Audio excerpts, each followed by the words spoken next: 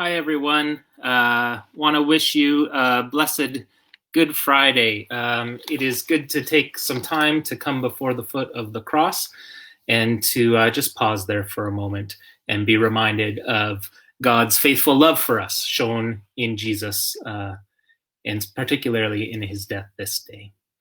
My name is Andrew Hyde. I'm the Ecumenical Campus Minister at the University of Guelph. These are days of isolation and separation, all for good reasons, taking care of one another and our community. But it means that we are worshiping virtually today, as we have for the last little bit. Our time today is going to be a short little time, just a chance to pause and hear the story again and come before God in those times of isolation and sadness and those times where grief kind of takes hold of us.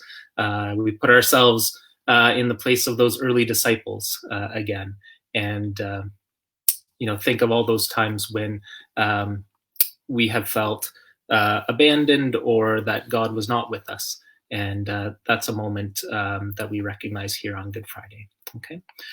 So as we've been doing over the last little bit for Campus Church, we have been extinguishing lights, has been part of our Lenten practice. And today we kind of culminate with the extinguishing of our Christ candle. Which is just a way to symbolize that sense that the disciples felt of isolation and abandonment. And we pause there for a little bit as part of our Lenten journey and our Holy Week journey too.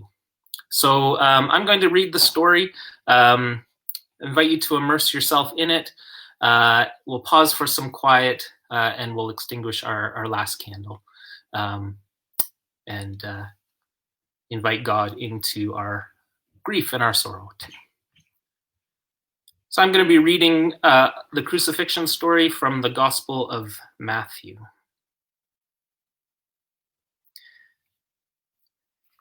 As they went out, they came upon a man from Cyrene called Simon. They compelled this man to carry Jesus' cross.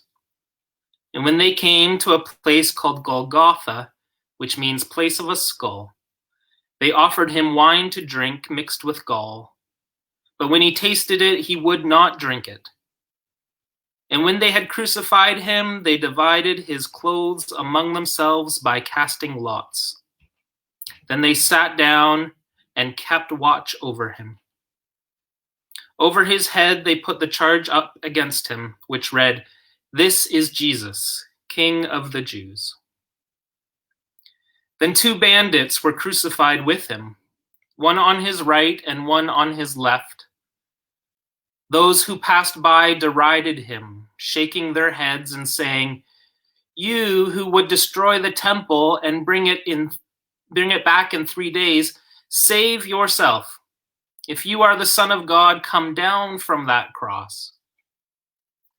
In the same way, the chief priests also, along with the scribes and the elders, were mocking him, saying, "He saved others, yet he cannot save himself. He's the King of Israel. Let him come down from that cross now, and we will believe in him. He trusts in God. Let God deliver him now if he wants to. For he said, 'I am God's son.'" The bandits who were crucified with him also taunted him in the same way. From noon onwards, darkness came over the whole land until 3 in the afternoon.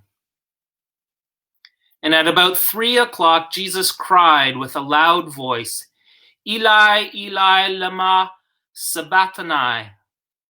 That is, my God, why have you forsaken me?" When some of the bystanders heard it, they said, "This man is calling for Elijah." At once, one of them ran and got a sponge and filled it with sour wine, put it on a stick and gave it to him to drink. But the others said, "Wait, let us see whether Elijah will come and save him." Then Jesus cried again with a loud voice, and breathed his last. At that moment, the curtain of the temple was torn in two from top to bottom. The earth shook, and the rocks were split. The tombs also were opened, and many bodies of the saints who had fallen asleep were raised. After his resurrection, they came out of the tombs and entered the holy city and appeared to many. Now, when the centurion and those with him who were keeping watch over Jesus saw the earthquake and what had taken place, they were terrified and said, "Truly, this man was God's Son."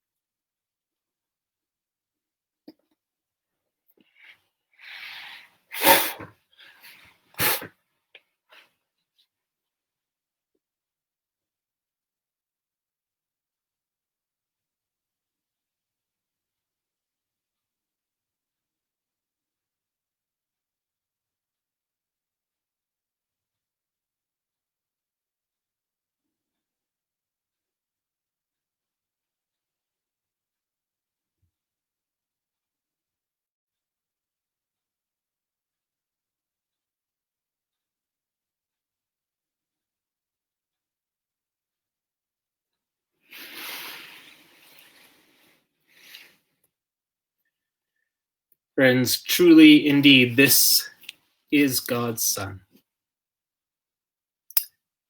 As you sit at the foot of the cross this day, may you know that you are not alone, that there are many who wonder in bewilderment at all the things that have gone on. May you sit with this reality, this truth, over Good Friday, over Holy Saturday, and we'll see you again on Sunday for worship at 4, where our story continues. Be blessed over this Good Friday and always. Reminder too, if you are looking for a fuller worship experience, our friends at the Hub are doing a worship, Good Friday worship service tonight online over their Facebook page. If you go facebook.com/Hub Worship, that's where you'll find the link there to that community's online worship tonight. Okay, friends, be blessed this Good Friday, and know that you are loved. Amen.